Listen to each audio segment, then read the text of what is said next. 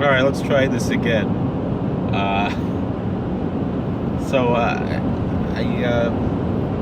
It's always easier to make a video than to type, especially when you're driving. You can use voice recognition, but also if I get enough hours on YouTube, maybe I'll get back to being monetized again. Who knows? Although they probably won't monetize me even if I have the time. Who knows? They'll probably kick me off like they did a lot of other people on YouTube. Who knows?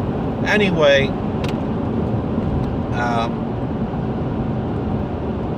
I received a comment to one of my last videos, and I'll go through it point by point. It started off the video talking about the current, group, the 770 group that calls themselves Chabad. It's just as equally proper to call the Malachim Chabad, who are the old-fashioned Chabad, or Chveis, the Liozner Rebbe in Borough Park, Kanoch Zichri from the Chabad Rebbe, But anyway, before we don't have to talk about that aspect. What the world calls Chabad Lubavitch, the followers of Rabbi Schneerson. The commenter there said that no, there's only a small amount of Lubavitchers who think that the Rebbe is Mashiach. Very small percentage. It's not true. Everybody knows it's not true. The vast majority of Lubavitcher Chassidim believe the Rebbe is Mashiach. It's a small percentage of Pollyannish, wide-eyed Balei Tshuva who identify with Chabad who don't think that Lubavitcher Rebbe is Mashiach. The mainstream of Chabad, for the most part, there are the Mashiachists who openly say the Rebbe is Mashiach, and there's the non-Mashiachists who say that it undermines their goals by talking about it, but in their hearts they believe that the Lubavitcher Rebbe is Mashiach. It's a fact. You want to argue with me? I don't know, but it's pretty well documented that that's true. And I would say, it's at least 50-50 between those two groups. It's not by any means a small group. That being said, there's a tshuva from Rav Aaron Feldman Shlita that says that it's not epicorsis to believe it. He says it's stupid to believe it, but it's not epicorsis. And then he mentioned there, then the commenter here said that they don't believe that Lubavitcher Rebbe is God or a part of God or something. That there is a very small group of, probably less than 100 people who will actually say Boreinu, that he's our creator, which is of course epicorsis. Certainly to say Boreinu, to say the creator, that's certainly heresy. And so Rav Feldman Shlita points that out, that aspect is actually heresy, and so such people don't count for a minyan. Their wine is Yayin Nesach, and their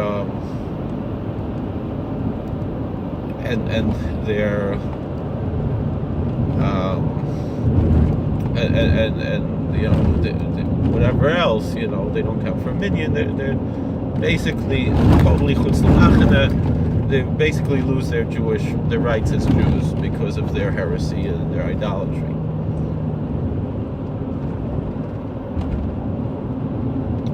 Now,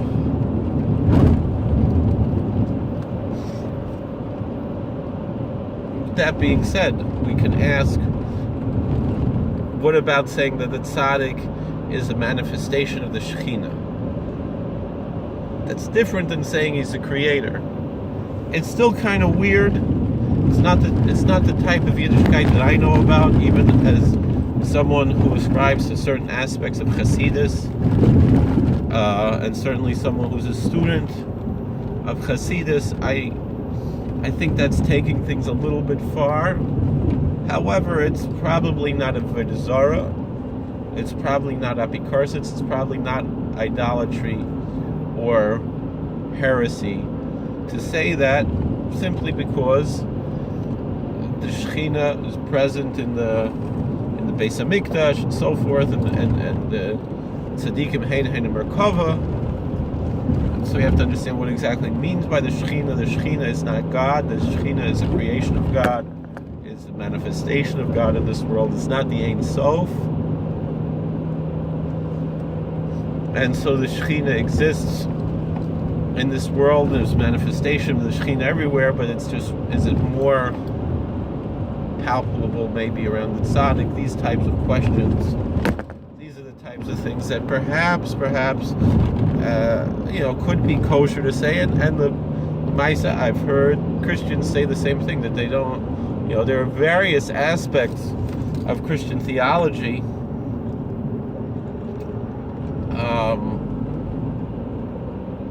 And so the question is, who exactly in Christianity is their Messiah?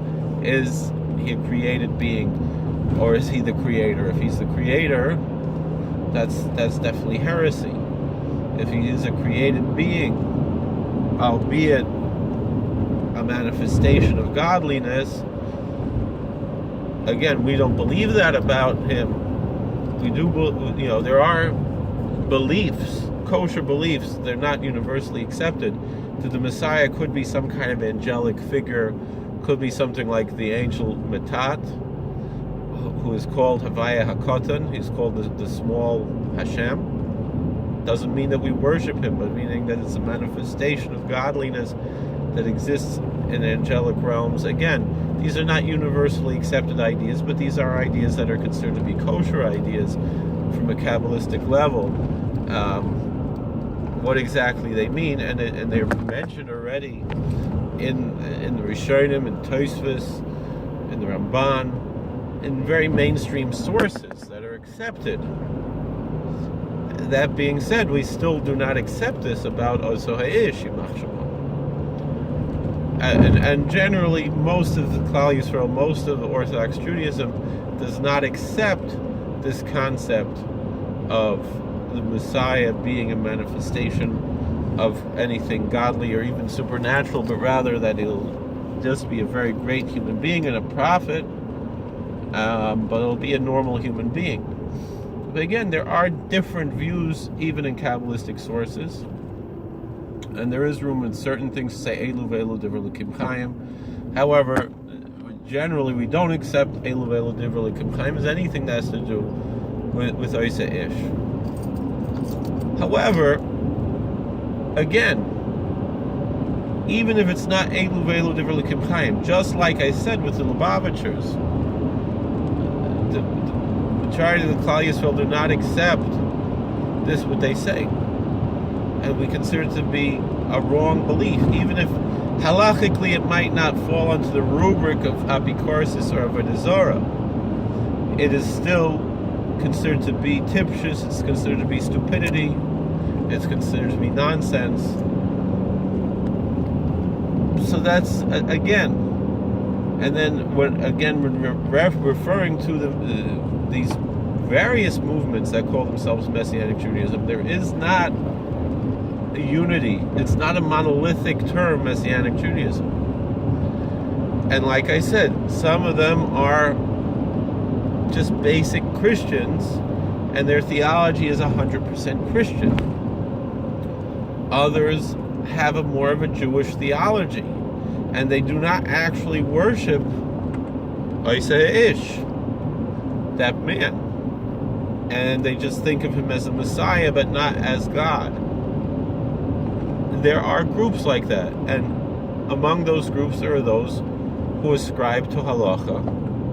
They are small and very few and far between, but such groups are not apikorsim. They are stupid, they are wrong, but if they can prove their Jewishness, which most of them cannot, but if they were authentically Jewish and held such a belief, and I know people like this, some of whom attend normal Orthodox synagogues and have these types of beliefs, unfortunately.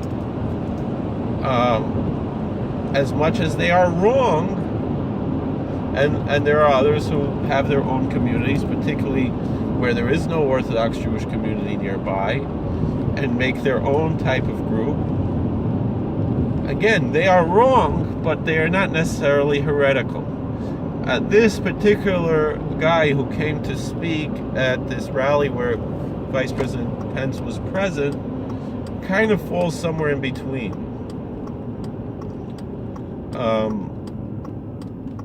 He embraces a mixture, I would say, of Christian theology and Jewish theology. And again, so there are different views, and still because of that, this particular guy, I would still say, is a Christian. He's not Jewish in his ideology. But again, whose fault is that?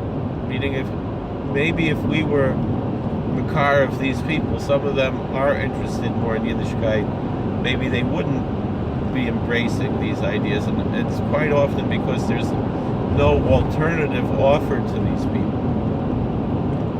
And some people, oh, who cares? They're not really Jewish. Again, it's not monolithic. A group like Jews for Jesus, you're right, that was created specifically to convert Jews to Christianity. But there are many people who call themselves Messianic Jews who are not in fact Jewish, and really their concern is more with returning to the original Christianity of the early church, as opposed to specifically converting Jews, yes or no, any more than converting anybody else. And it's, meaning there are certain groups that their whole thing is false advertising. That's what most of the Messianic Jews are. Their real concern is Christianity, and they simply use Jewish symbols as a ruse to convert Jews to Christianity. But there are others who their main concern is that they feel that the church and the various churches have, because there's not one church really, I mean, you could claim there is, but to a certain extent there is commonality among Christendom, among little o Orthodox Christendom, which includes big O Orthodox Christianity. There are certain things that unify Catholics, Orthodox, and Protestants. Among Orthodox Protestantism, the Nicene Creed, these types of things, those that ascribe to the Nicene Creed.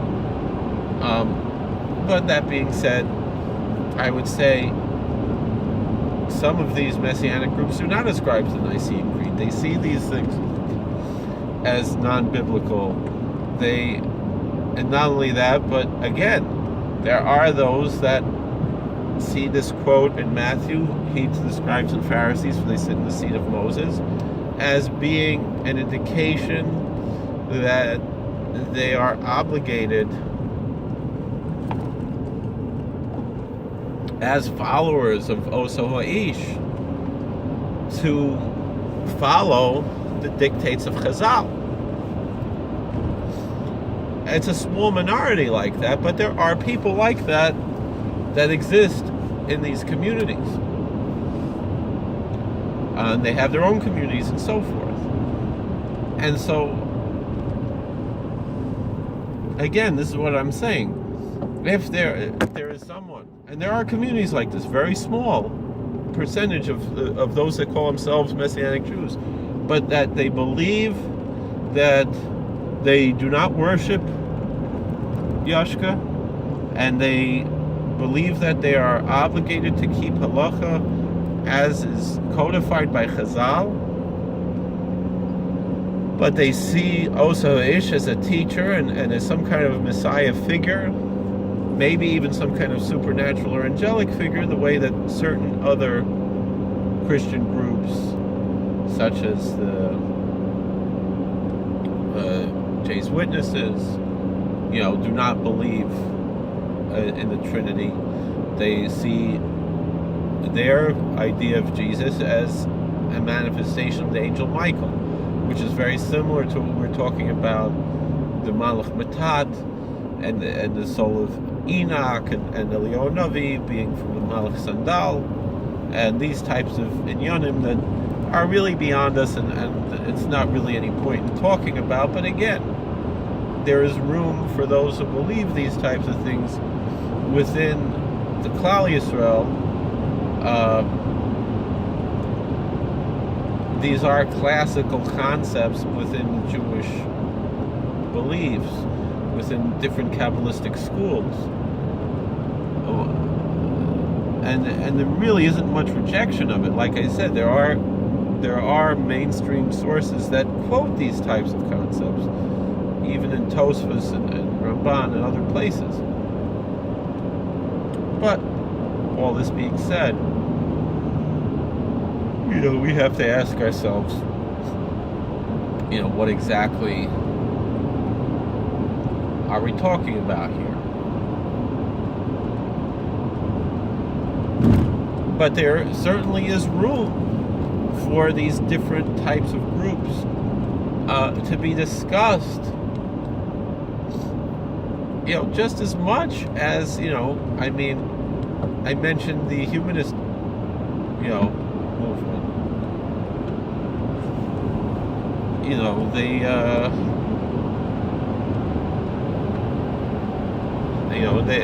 They are atheists. That's much further away from Judaism than the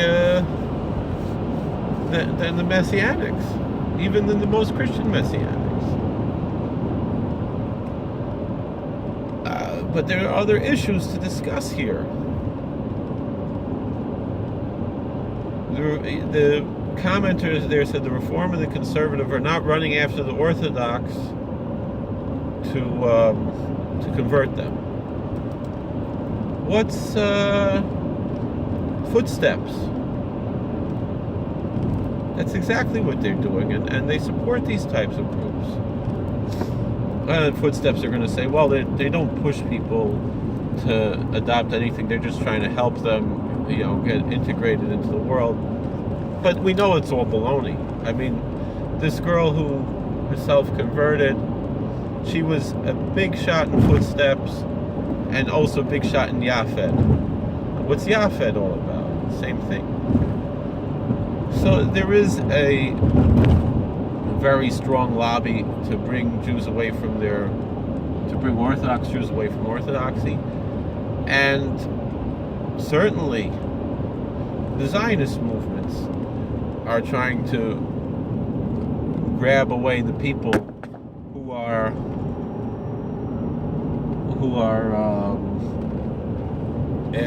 Haredim or anti-Zionists, and try to convince them and proselytize them into Zionism. And there is a tremendous amount of overlap between the Christians and the Zionists. They both just take random scriptures out of context to support their theology. They both are very into proselytizing. They both are committing identity theft, claiming that they're the true Israel when that's our name, and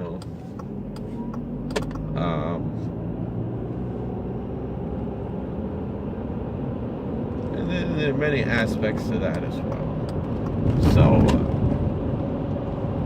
I understand, and I'm not, but again, why am I saying this? Still, we have to look at people as human beings. And we should stop demonizing other people. We can politely disagree with them. I don't believe in the my way or the highway approach. I don't really give a damn if you're a heretic. I don't give a damn if you're not Shomer Torah mitzvahs. Other than you're not part of my little club, That's all. But I can still be friends with you. I can still have fellowship with you. I'm just not considering you as part of my little club. That's all. And we have to ask ourselves, this what I've called for a long time selective tolerance. People who pride themselves on tolerance and are the least tolerant people. And this is a big symptom of leftism, meaning it's a form of fundamentalism, of my way or the highway, of which, of course, fundamentalist Christians, including most of the Messianic Jews, are guilty of. But again, why are they guilty of it? It comes out of a sincere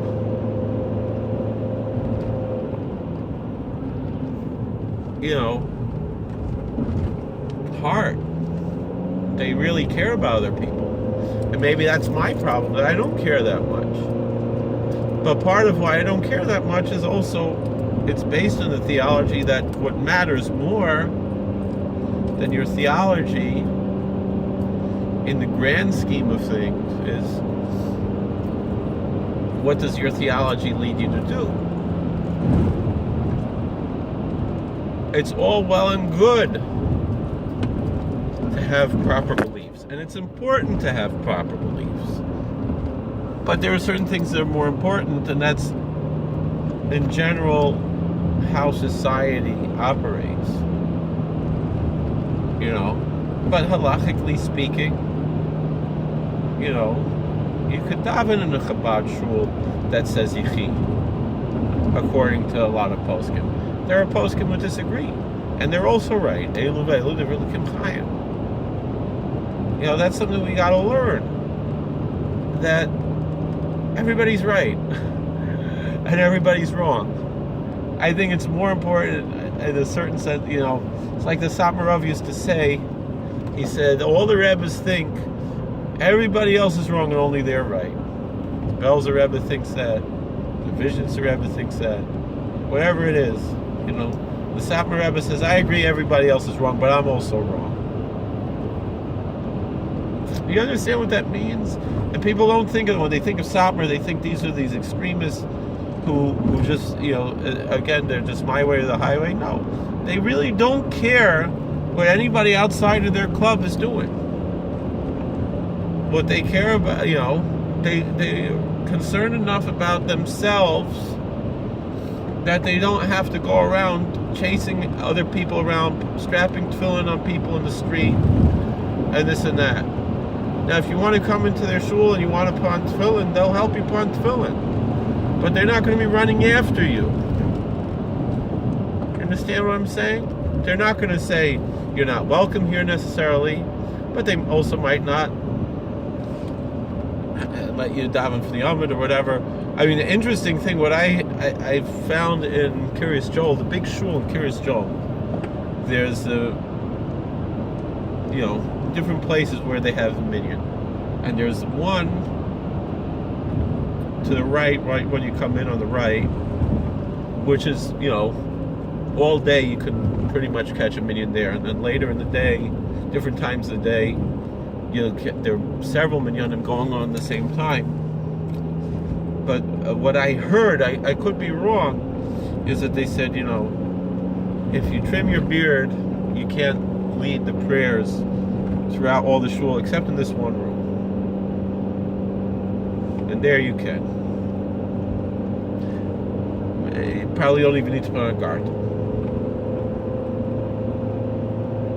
What's the concept there? What does that mean? It's that we make a provision for people who are different than us as well. And we don't insist that everybody be like us. And while we stand by who we are, and we're not looking to water ourselves down, but we recognize that within halacha, again, there's a big difference between this and that, but they're welcoming in the sense of how they're welcoming, not like, oh, you got to do things my way. And then also, is a concept which goes back already to the Rechaims and Sons of Rav, that there is a difference between a halachic apikoros and a colloquial apikoros, between someone who is actually a heretic and someone who we just call a heretic, and mizuk shaiget zaros, and we, meaning there is a certain point where you say, yeah, what you're doing is wrong. What you're doing is not befitting a Ben Aliyah, someone who is on a higher level. There's a certain concept where the Satmar Rebbe from Monroe says a kotel younger man shouldn't be sitting and eating in a restaurant with his wife. But a balabas, who maybe even wears a short jacket during the week and a stuff in the hit, and he's not sitting and learning kotel all day, he works for a living. It's not so bad if he wants to go and eat in a restaurant with his wife as a good hechsher. And so, in these restaurants, they might have 3 sections. They might have men-only seating and women-only seating and family seating. And it's not the end of the world. Because they recognize, even within the community, there are different levels. And we respect each other, and we live, and just like, there was an article, I remember some years ago, it was like a secular Jewish guy, lives in Williamsburg. I think he was even gay, very liberal, and writing about how his experience firsthand with the Satmar community was that they are the true liberals. They are the ideal that the true liberalism is looking up to. And this is the most conservative, religiously conservative community. And yet, the one example that he gave, obviously, which is coming from a secular standpoint, is that millionaires are sitting next to people on food stamps in the synagogue, and they are totally equal. They're all dressed the same. If you can't afford nice clothes, someone will pay for it for you. And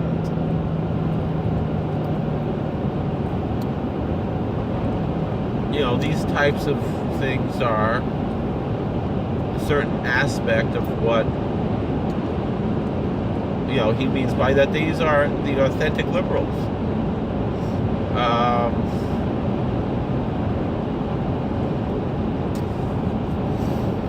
And I have to find that article. Very interesting article. Not very appropriate. He talked about things that are not appropriate in the article, but with tremendous insight that's important for a thinking adult to consider. You can probably Google it and find it, whatever it is.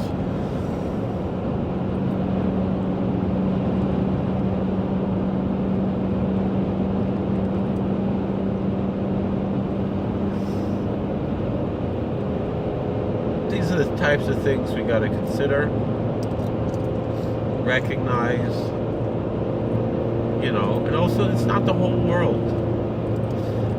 Think about what Antonin Scalia said, that, the Satmar Rebbe must have been amazed when, after escaping the Holocaust, now, by virtue of the fact that they opened a public school, that now his sect has been established as the official religion of the United States government federally.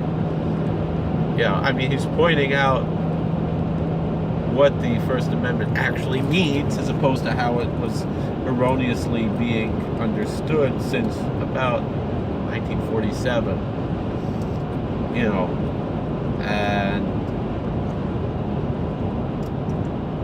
And the thing is Justice Scalia was right. And, having a public school is not an establishment of a federal religion. It's not the Church of England, not the Church of America, not the Chief Rabbinate of Israel. It's not even really the official synagogue of the village of Kiryas Joel as a government entity, because it isn't. There are many, many synagogues there, many of which don't get along, and they're all there, and they're not denied zoning or anything like that. They all exist there. I mean, there was some issues, within the main shul. There was the one minyan in the back, and that got knocked down, and it's wrong, and it's not nice. But it wasn't the government action so much.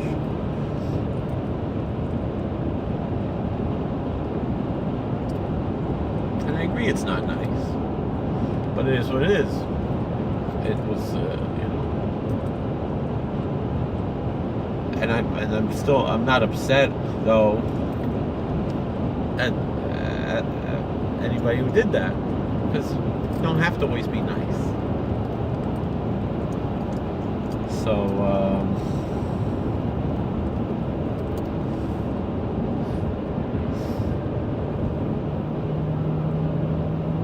I mean, there are these other groups. Let's talk about the Hebrew Israelites. Those are also not a monolithic group. There's a lot of racism among them. There are a lot of them who hate white people and hate white Jews. And then there are many of them who... But why is that? Nobody ever spoke to them. No one bothered to try to be makar of them. And I worked in people who came from those communities who now are pretty much Orthodox. And similarly, Michelle Obama's cousin converted conservative, and he has a black synagogue, mostly black synagogue, but he's accepted as part of the mainstream in Chicago, the Chicago Rabbinical Council or whatever, Casper Funay. He is as much of a rabbi as the Reform and the Conservative. So again, could we maybe say that these quote-unquote Orthodox Messianics who don't worship Jesus, they only think of him as some kind of Messianic figure, could they be accepted in the same way? I mean, because I don't have any problem with the Jewish Federation and this and that accepting Casper Funay, even though if he had a conservative conversion, and there might be some question of the validity of the conversion, but if there's any, he himself, he said, he was nervous that the Orthodox rabbis who were members of that group would not welcome him, and the Orthodox rabbis, as I remember, said they would not be part of the group if it excluded him. And they're right. Because, again, could he daven for the Amid in Orthodox shul? No. Not unless he does an Orthodox conversion. But he might not count for a minyan, though. I mean, I don't have a problem counting someone for a minyan who did a conservative conversion, because the conservative conversion is pretty much the same as the Orthodox conversion. I mean, now that they have women rabbis, there's a woman on the Bezdin, maybe that could be an issue. The old conservative conversions, especially a lot of the conservative rabbis are Shomer Shabbos and stuff, I would still require an Orthodox conversion before a wedding. But counting for a minyan is not as difficult, halachically speaking, as issues of intermarriage. There's a lot more leniency counting for minyan. Rava Hishkar is Avdo, right? Rava freed his slave, so then the question is, could the and then they said, but the slave himself could count for the minyan.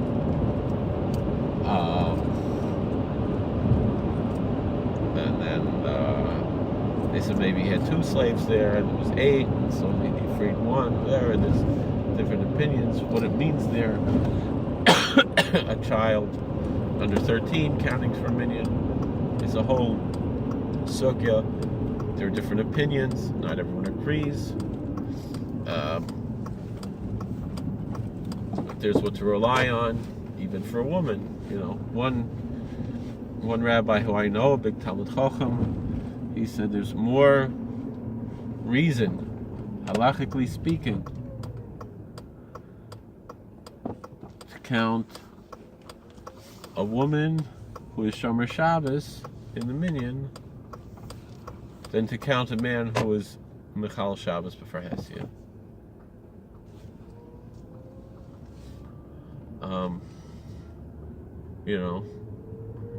And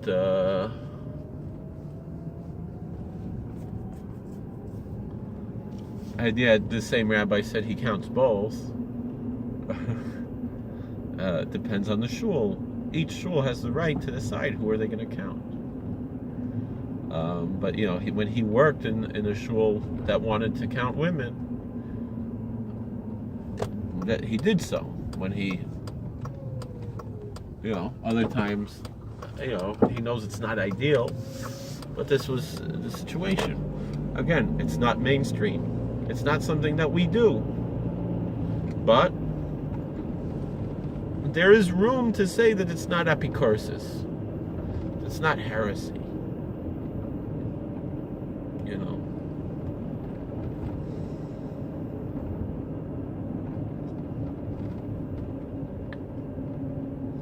These are the types of things we have to consider, to be aware of.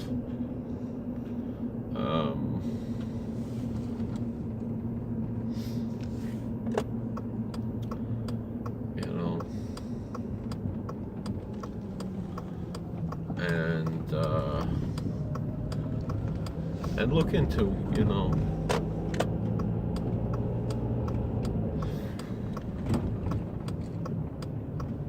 So,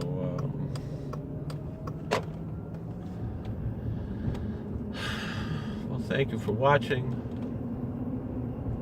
God bless. Please like, share, and subscribe. I'm just saying, we don't have to label everyone Apikoros, but someone who's really an Apikoros, we should label an Apikoros. Someone who's really an atheist is an Apikoros. Someone, but again, someone who doesn't believe the Torah is min hashamayim. Someone who doesn't believe in Tchias HaMesim. These are all things that there are different views about, and I'm not saying that the Messianics are right or kosher, but they are just as kosher as Reform.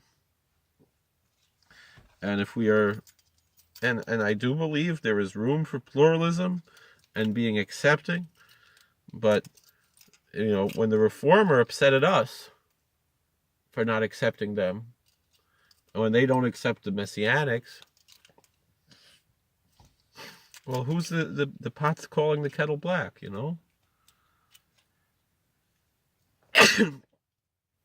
It's where does pluralism end?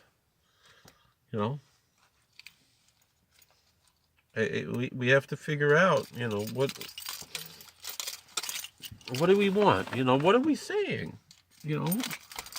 We can't. It's hard to have it both ways, but I see people do all the time. You see Don Lemon yesterday. He said that we have to be accepting, and then he says the white men are the problem.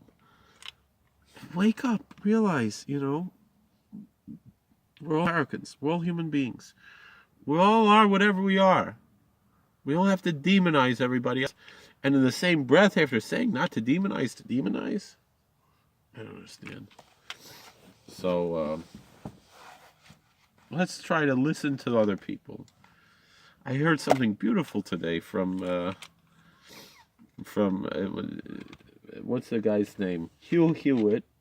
He had someone on, a former senator. He said the New York Times should have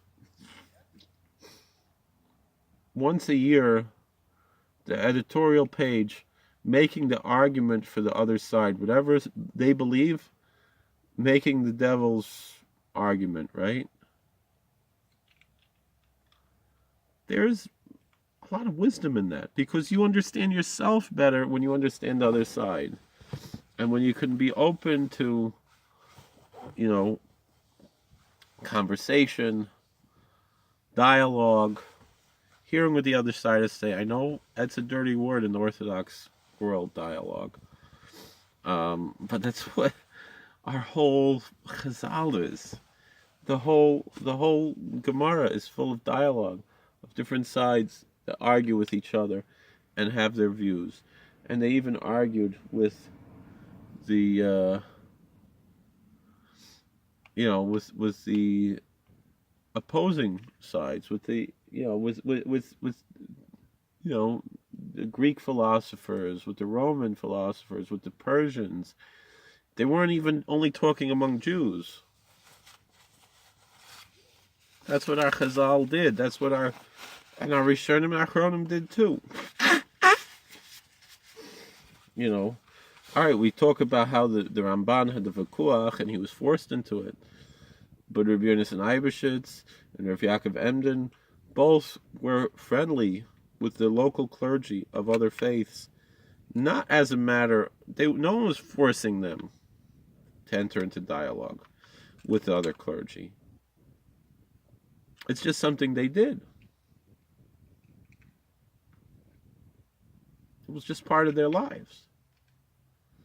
The Chassan Sofer, he put on his kolpik when he would go and greet the bishop in the town. We don't think like that today, and we should. I mean, some people do, but we gotta recognize just as much. Again, this commenter said, well, it would have been better to pick a regular Gentile evangelical pastor than to pick a Messianic rabbi. Why? This Messianic so-called rabbi, I don't recognize him as a rabbi, but the word rabbi is an English word, Moshe Feinstein would write, he would write Reish, Aleph, Beis, Aleph, Yud, something like that. Or as opposed to a Rav, Harav, Rebbe, this, that. He would write rabbi,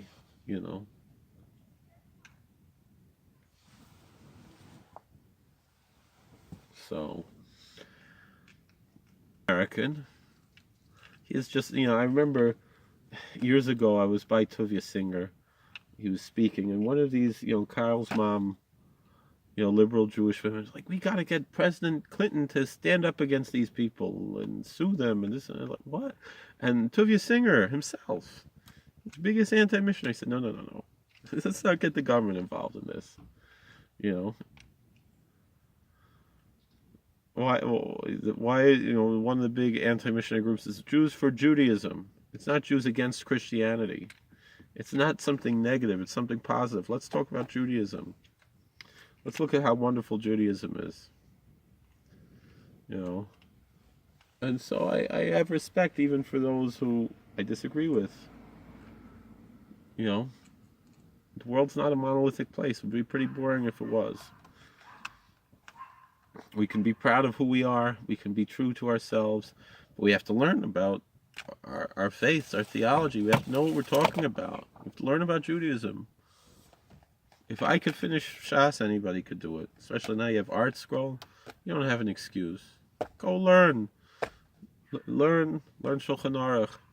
Learn the Gemara. There's this Sefaria online. That's a wonderful, wonderful resource. You can sit and learn all day on the computer and have the Rishonim and Achronim and everything. It's all there.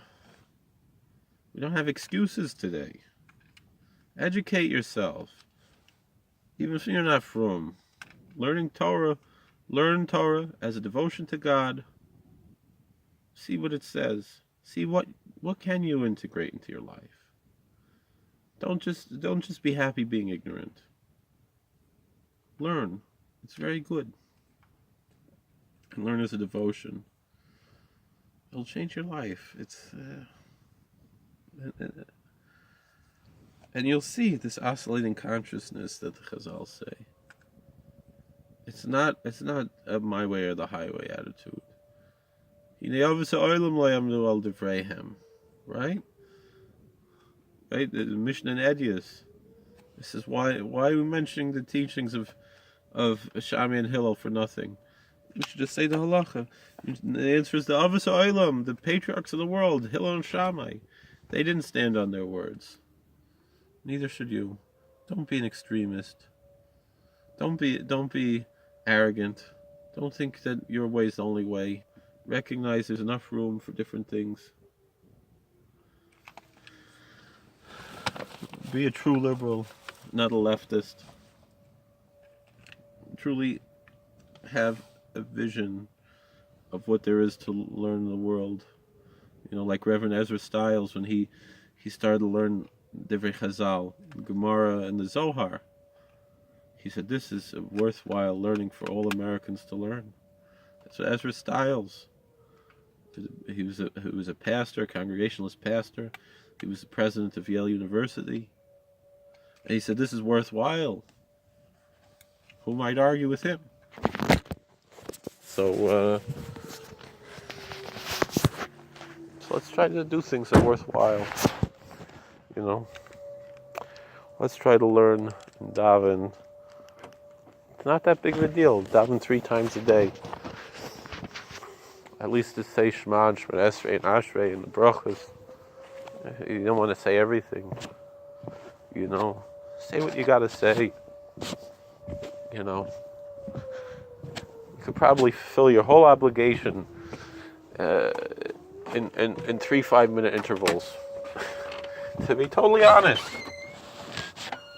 And be someone who davens 3 times a day. That's a very wonderful thing. It's an accomplishment. So, put on tefillin every day. Why not? What does it hurt? Alright, well, thank you for watching. God bless. Please like, share, and subscribe, comment, and we'll see you.